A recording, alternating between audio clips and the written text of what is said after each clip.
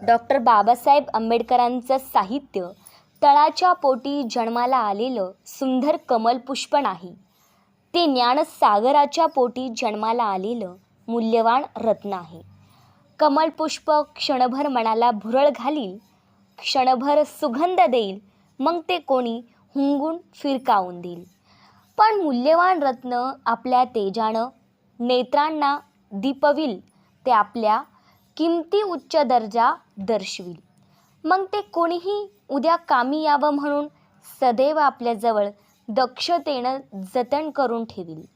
प्राचीन काळच्या वेद, उपनिषदे, शास्त्रे आदी साहित्य ग्रंथाप्रमाणेच डॉक्टर बाबासाहेब आंबेडकरांचे ग्रंथ आधुनिक यंत्रयुगाच्या काळात काही वेगळंच वैशिष्ट्यच राखून जीवनाला दिशा व गती देण्यास समर्थ आहेत.